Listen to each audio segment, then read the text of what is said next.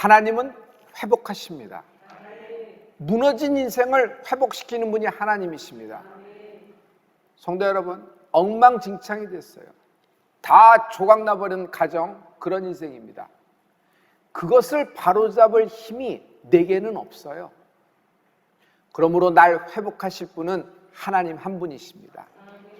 회복을 명하시는, 회복을 가능케 하시는 하나님을 찬양하십시오. 성도 여러분, 먼저 회복에 대한 불타는 소원을 가지셔야 됩니다. 하나님은 소원을 두고 행하시는 분이에요. 소원을 두고 행하시는 하나님.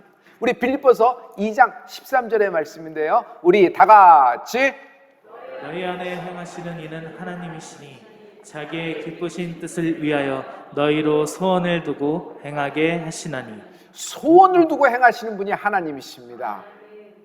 그러므로 회복을 기대하십시오. 회복을 소원하십시오.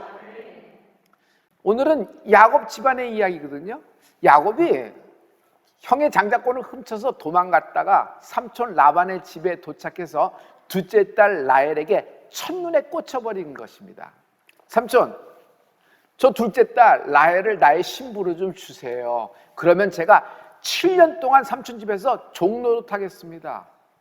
야곱은요 7년 동안 종살이 끝에 마침내 라헬과 결혼 첫날 밤에 들어가게 됩니다. 너무 기쁜 날이죠. 그날 밤에 사건이 생기는 것입니다. 바꿔치기 했어요.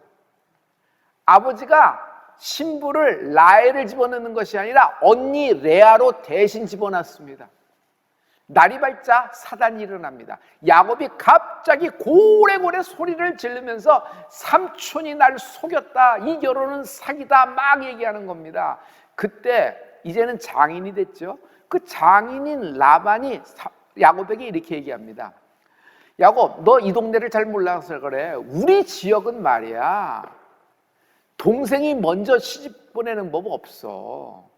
어쩔 수 없이 나도 그래서 그 언니인 레아를 먼저 보낸 거야.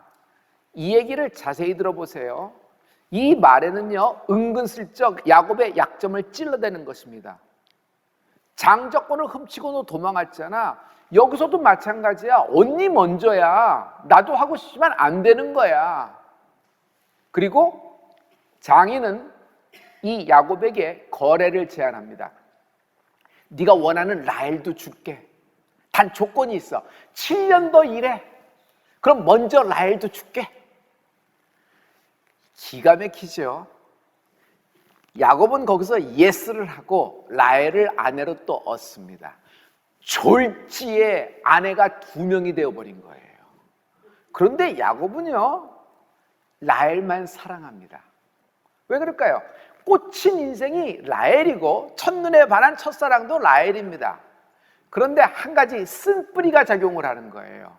여러분, 야곱은 레아를 볼 때마다 장자권을 훔쳤던 자기의 상처가 자기를 다시 도발하기 시작을 해요. 그래서 레아는 보기가 싫어요. 꼴도 보기가 싫은 거예요. 그래서 레아의 장막엔 근처도 안 가는 것입니다. 여러분, 이제 장면을 확 바꿔서 레아의 입장에서 한번 봐요. 레아는 어떤 심정일까요? 난 피해자다. 중요한 결혼을 하는데 내 의사는 상관도 없이 아버지 어머니가 결정했다. 날 밀어넣었다. 그런데 나는 멸시를 받는다. 어려서부터 레아는 라헬 때문에 낮은 자존감에 시달렸어요. 아니, 치를 떨었을 거예요. 동네 사람마다 아유 레아 왔구나, 레아 왔구나. 너 이쁜 동생 미스 이스라엘, 너의 그 여동생 너 라헬은 어디 있지? 맨날 이랬을 겁니다. 그리고 여러분, 부모의 편애가 그를 낮은 자존감으로 더 끌어당겼습니다. 결혼 첫날 밤에 무슨 일이 있었어요? 아니, 신랑이 밤새도록 무슨 얘기했어요? 라헬, 내가 당신을 사랑해요. 라헬, 당신 때문에 내가 7년 동안 일했는데 이제는 됐어요. 라헬, 라헬, 라헬 했으니 그 첫날 밤을 치르는 레아의 마음이 어떻겠어요? 물론 자기도 알고 왔지만 떠밀려온 거 아니에요? 나는 대형품이구나. 한 번도 자신을 원한 적도 사랑한 적도 없는 남자와 사기 결혼을 했어요. 그런데 기가 막힌 건 레아도 할 말이 없어요. 이 사기 결혼의 기획자가 누구예요? 아버지잖아요. 어머니는 누구예요? 어머니는 방관자예요. 어머니가 아무 얘기가 없잖아요. 완전 실은 콩가루 집안입니다. 아버지에게는 레아는 상품이에요. 딸이 아닙니다. 이쁜 라헬은 최상품이고 레아는 재고품이에요. 1+1으로 끼어서 집어넣은 거예요. 결혼에 자기 의견이 하나도 없으니까. 그리고 첫날 밤부터 구박을 받기 시작하니까. 레아에게 단 한 가지 소원이 있다면 사랑받고 인정받는 거 아니겠어요? 어려서부터 그렇게 생각하는 겁니다. 아니, 부모도 나에겐 관심이 없는 거예요. 그리고 나는 언제나 못생겼다, 나는 언제나 빈약하다, 초라하다는 이유로 비교 관점에서 그냥 모든 것이 물건 취급받았던 여인으로 성장을 한 겁니다. 이렇게 되는 거죠. 남의 가정은 다 행복해 보이는데 왜 내 가정은 나에게 상처만 주는가? 이것이 지속되면요, 사람은 남자나 여자나 성장해서 어느 정도 되면 대인 기피증이 들어와요. 숨고 싶은 거예요. 사람 있는 데 가고 싶지 않아요. 남들은 모두 다 가지고 있는 평범한 것을 왜 나에게는 없는가? 이것이 자기의 자책과 함께 멸시로 확 떨어집니다. 그러면 탈출을 생각하게 됐어요. 나는 빨리 탈출해야 된다. 그럼 어떡할까? 어떤 누군가로부터 빨리 큰 인정을 받고 싶고 나는 반드시 성공을 해야 된다. 그래서 남들과 같이 평범한 가정을 만들자. 그리고 이 저주받은 이런 쓴뿌리는 내 대에서 끝나버리고 이것은 반드시 내 자녀에겐 대물림 되지 말아야 되겠다. 각오한 것이 누구예요? 레아였을 거예요. 성도 여러분, 이제 보죠. 한 가정이 어떻게 이 지경까지 갔을까요? 문제의 핵심은 부모다. 부모는 역기능이 났어요. 부모의 편에서 레아는 딸도 아니에요. 대형품이에요. 성도 여러분, 우리 자녀를 양육하고 있을 때 한번 이런 관점에서 봐요. 제가 어떤 책에서 읽었는데 너무너무 제가 감동을 받은 것이 있어요. 착한 부모가 꼭 착한 아이를 만드는 것은 아니다. 착한 부모는 자신이 착하고 동기가 선하기 때문에 자녀의 이야기를 다 들어준다. 안 된다는 말을 절대로 안 하고 그 기분을 맞춰준다. 다듬어주고.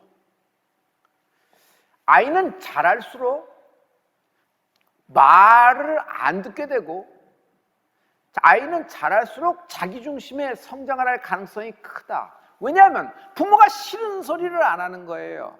아닌 건 아니다라고 말해야 되는 거 아니겠어요?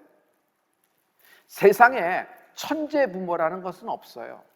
부모도요, 실수할 수 있고 실패할 수 있습니다. 여러분, 실패에 집착을 하지 않는 은혜가 있을지어다. 실수에 집착하지 않는 은혜가 있을지어다. 부모가 한 번 실수해서 그것이 어떤 페인으로 작용됐다고 확 그 생각이 확 끼치면요, 그 실패 지점에 집착이 돼서 거기서 묶여서 풀려나지 못해요. 성도 여러분, 우리에게 자녀를 양육할 더 많은 시간이 남아있음을 기억하십시오. 용서예요. 여러분, 자녀하고 자신의 연약한 점, 부족한 점을 잘 터놓고 대화를 하면요, 솔직히 얘기해서 제가 제 아들을 양육하면서 보니까 아이들은 생각보다 쉽게 부모를 용서합니다. 그리고 용서가 가정을 회복시킵니다. 용서가 가정을 회복시킵니다. 레아는요, 한 많은 여인이에요. 쓴뿌리가 많죠. 이 쓴뿌리가 상처가 됐습니다. 이것이 심리적 장애를 갖고 오고 심리적 혼란까지 갖고 옵니다. 일상생활이 확 꼬여버리는 거예요. 이 레아가 어떻게 해서 하나님이 주목하시는 인물이 됐을까라는 건데 성경에 어딜 봐도 찾을 수가 없는데 저는 이 레아의 이런 점에서 하나님이 단서를 제공하고 있다고 생각을 했어요. 여러분, 성경의 말씀에 레아와 라헬을 비교한 말씀이 있거든요. 창세기 29장 17절의 말씀입니다. 우리 다 같이 알력이 부족하고 라헬은 곱고 아리따우니. 레아는 알력이 부족하다 그랬어요. 여러분, 알력이 부족하다는 것은 이렇게 눈이 영어로는 weak하다, 약하다, 시력에 좀 문제가 있다, 이게 눈에 좀 문제가 있다, 어떤 육신적인 어떤 핸디캡을 얘기하기도 하지만 저는 여기서 딱 잡은 거예요. 눈에 문제가 있다는 것은 관점의 문제일 수도 있다는 거예요. 레아는 그런 낮은 자존감 때문에 자신의 인생과 자기의 세상을 보는 관점이 틀어져 버린 것입니다. 성도 여러분, 여기서 우리가 결론을 먼저 꺼내오죠. 하나님은 나의 상황을 알고 계십니다. 그리고 나의 상황을 돌보십니다. 그리고 마침내 나의 인생을 회복시키는 분이십니다. 레아가 야곱의 아내가 된 것은요, 실수가 아니에요. 실패가 아니에요. 그것은 하나님의 계획 속에 있던 것입니다. 잘 보세요. 레아의 엉망진창된 것 같은 인생 속에는 이미 하나님의 사명이 자리 잡고 있었다. 놀랍지 않아요? 우리 모두의 엉망진창된 인생이 혹시 있다 그러면, 여러분, 내가 그렇게 원하지 않았으나 내 가정이 정말 꼬일 대로 꼬여버렸다 그러면 이제는 더 이상 골이 깊어서 풀 수 있는 방법이 없다 생각이 될 때, 여러분, 포기하지 말고, 여러분, 하나님의 관점을 갖는 은혜가 있을지어다. 하나님은 당신의 가정과 당신의 인생을 회복시킬 수 있는 분이십니다. 어떤 불가능하고 골이 깊은 상황이라도 하나님은 회복을 명하실 때 회복이 여러분 인생의 사건이 되는 은혜가 있을지어다. 할렐루야. 어떻게 하면 될까요? 생각 습관, 언어 습관의 변화를 갖고 오세요. 레아는요, 중간에 자기의 관점이 바뀌면서 자기의 언어가 바뀌었어요. 자기의 언어가 어떻게 바뀌었냐면 주어가 바뀐다. 주어가 바뀐다. 레아는요, 아무튼 자기 남편 야곱이 자기를 거들떠도 안 보는데 어쩌다 간무에 콩나듯 자기 방에 들어와서 하룻밤 자고 나면은 임신이 되는 거예요. 이건 무슨 일이야? 라헬은요, 그렇게 야곱이 사랑하고 그렇게 그 방에서 같이 거하며 그렇게 같이 있지만 자식이 없어요. 레아는 아들을 낳아요. 그 아들의 이름이, 첫째 아들이 루벤이에요. 루벤의 이름은 보라라는 뜻인데요, 그 보라라는 말 속엔 무슨 뜻이 있냐면 루벤 부르잖아요. 그 말은 뭐냐면 제발 날 좀 보세요. 라헬 바라보지 말고 내 남편 야곱 날 바라보세요 라는 뜻이에요. 둘째 아들을 낳습니다. 근데 그 아들 이름은 뭐라고 지냐면 시므온이라고 졌어요. 시므온은 무슨 뜻이에요? 들으라 라는 뜻이에요. 야곱, 제발 내 말 좀 들어주세요. 내가 시므온을 낳았으니까, 둘째 아들까지 낳았으니까 이제 야곱 내 남편은 내 말을 들을 것이다 고 시므온 루벤 그런 겁니다. 그런데도 야곱은 그냥 라헬하고만 붙어 지내는 겁니다. 그런데 세 번째도 아들을 낳습니다. 그 아들 이름이 뭐예요? 레위예요. 레위는 뭐예요? 함께해요라는 얘기예요. 내 남편 야곱, 이제부터는 나와 함께 해주세요. 나와 연합해 주세요. 꼭 사랑하지 않아도 돼요. 그러나 남편 자리는 좀 지켜주세요 라는 얘기예요. 생각해 보세요. 레아의 아들 3명을 낳고 이름을 짓는 이야기 속에는 이런 뜻이 있지 않아요? 내 남편 야곱, 당신에게 아들을 낳아준 것도 나 레아예요. 당신을 아버지로 만들어준 것도 나 레아예요. 그와 같이 도망치던 당신에게 가정을 선물한 것도 나 레아예요. 우리는 첫 단추는 어긋났으나 그러나 우린 부부예요. 우리는 같이 부부가 되었단 말이에요. 제발 사랑하진 않더라도 남편의 자리만큼은 지켜주세요. 그러나 변화가 없더라. 아무런 변화가 없고 똑같이 야곱은 라헬만 바라보고 레아는 거들떠보지 않는 상황입니다. 그런데 이상한 일이 생겨요. 레아가 또 임신하여 아이를 낳았는데 이번에도 아들을 낳습니다. 그 이름을 유다라고 합니다. 그런데 레아가 유다라는 이름을 지었을 때 유다라는 이름은 무슨 뜻이냐면요, 참 여태까지 이름하고 이게 라임이라는 것이 있잖아요. 아이의 이름을 지을 때 어떤 이렇게 운도 따르고 이렇게 서열도 따르고 이렇게 보잖아요. 그런데 전혀 엉뚱한 얘기라는 거예요. 유다라는 얘기는 뭐냐면 하나님을 찬양하라. 이상해요. 여태껏 야곱에게 집착했던 레아인데 갑자기 주어가 확 바뀌어버리는 순간이에요. 야곱에 대한 얘기보다는 하나님을 찬양하라로 바뀌어버린 것이에요. 여러분, 주어가 바뀌는 은혜가 있을지어다. 야곱의 관심이 아닌 하나님의 관심을 끌라. 하나님은 날 위해 반드시 움직이실 것이다. 지금 내가 이렇게 엄청나게 찢어지고 엄청나게 아픈 상황의 연속이라고 하더라도 언젠가 하나님은 날 위해 움직이실 것이다. 나는 하나님을 찬양하겠노라. 자포자기하고 나는 몰라 이제는 하나님만 바라고 있다, 이런 뜻이 아니란 말이에요. 야곱에 대한 집착을 딱 내려놓고 하나님을 바라보기 시작하신 거예요. 이것이 레아의 믿음의 변화인 것입니다. 그동안 자신의 억울한 상처와 상황에 매달리는 하고 하나님에 대한 감사를 잊어버린 거예요. 그냥 뭐 척하면 그냥 임신되고 척하면 아들 낳고 그렇게 하나요? 척하면 딸 낳고 이렇게 되나요? 그렇지 않아요. 그냥 자기의 어떤 상황 속에서의 어떤 불리한, 자기의 어떤 대물림되는 상처 속에서의 그 슬픔, 심리적 불안, 공황 상태, 이런 것에 매달리는 하고 하나님에 대한 감사를 홀라당 잊어버린 것이에요. 나를 채울 수 있는 분은 야곱이 아닌 하나님이시다. 성도 여러분, 사람 붙잡지 말고 하나님 붙잡는 은혜가 있을지어다. 사람 붙잡지 말고 하나님 붙잡는 은혜가 있을지어다. 네 번째 아들을 낳으면서 나는 이제 하나님을 찬양하리라. 레아는요, 자기의 신앙 고백이 나오기 시작해요. 찬양으로 하나님의 관심을 끌라. 성도 여러분, 찬양으로 하나님의 관심을 끌라. 찬양으로 하나님의 관심을 끌라. 여러분, 간구는 내가 원하는 것을 하나님께 드리지만 여러분, 찬양은요 하나님께 올려드리는 거예요. 하나님의 영광을 찬양하는 것이에요. 여러분, 찬양으로 하나님의 관심을 끌라. 한번 주먹 쥐고 한번 해보세요. 찬양으로 하나님의 관심을 끌라. 시작. 한 번 더. 찬양으로. 마지막 한 번 더. 찬양으로 하나님의 관심을 끌라. 찬양은 방파제예요.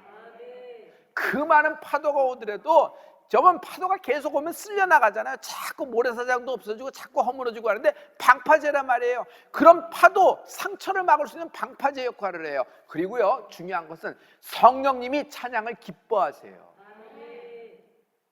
그리고 우리가 찬양할 때 성령님이 운행하신다. 실은 자세히 보세요. 야곱은 끝까지 태도의 변화가 없어요. 마지막 순간에까지도 여러분, 야곱은 레아와 레아에게서 나온 아들들을 총알바지로 이용해 먹습니다. 약복강이에요. 앞에 형 에서가 진치고 있어요. 이제 건너가야 되는데 누구 먼저 보내요? 다 떠나보내고 누굴 보내냐면 레아와 아들 보냅니다. 그리고 더 이상 할 수 없어서 마지막에 내놓은 카드가 그 다음엔 라헬과 아들들 보내는 거예요. 그 다음에 자기가 넘어가는 거예요. 순서가 그렇게 돼 있어요. 그러니까 변화가 하나도 없는 거예요. 그런데 이 여인이 하나님을 찬양하면서부터 굉장히 뭐라 그럴까, 여기가 나는 신호탄이라고 생각해요. 여기가 전환점이에요. 어떤 신호탄? 회복의 시작을 알리는 신호탄이 올려 퍼진 거예요. 레아는 남편 야곱에게 눌려 있고 동생 라헬에게 눌려 있는 것처럼 보이나 실은요, 영적인 이유가 있어요. 영적으로도 눌린 거예요. 상처에 대해서는 마음의 치유가 필요한 것입니다. 그러나 마음의 치유도 필요하지만 우리에게는 영이 있는 존재입니다. 내 영을 하나님이 먼저 치유하기를 원하십니다. 하나님은 내 영혼이 잘 되길 먼저 원하시는 분이십니다. 성도 여러분, 날 만족시킬 수 있는 분은 하나님 한 분이십니다. 자, 이제 레아의 회복을 얘기해 봐요. 우리가 레아의 회복을 딱 볼 때 레아의 회복은 레아 당시에는 보이지 않아요. 그러나 여기 비밀이 있으니 우리의 레아의 어떤 인생이 어떻게 작용된 걸 성경에 나와 있죠. 유다 지파, 하나님을 찬양하리라 하면서 그 아들의 이름을 유다라고 졌습니다. 유다 지파에서 다윗이 나옵니다. 하나님은 유다 지파의 다윗을 선택하시고 기름 붓습니다. 그리고 이스라엘 왕조를 시작하신다. 제사장, 이스라엘의 제사장은 아무나 자기가 조금 관심 있다고 손들고 나갈 수 있는 것이 아니에요. 반드시 레위 지파 사람이 돼야 돼요. 그래서 제사장이 누구에게서 나와요? 레위 지파에서부터 시작되는 것이에요. 마지막에 보면 예수 그리스도, 예수님은요 유다 지파를 통해서 예수님이 이 땅에 성육신하시게 됩니다. 할렐루야. 하나님은 이런 계획을 갖고 계신 거예요. 성도 여러분, 여러분의 인생이 번듯한 가정과 번듯한 인생이 하나님께 쓰임받을 거라고 생각하는데 꼭 그렇지만 않아요. 엉망진창된 가족이었어요. 이거 뭐 완전히 내놓을래 내놓을 수 없는 가족사가 있지 않아요?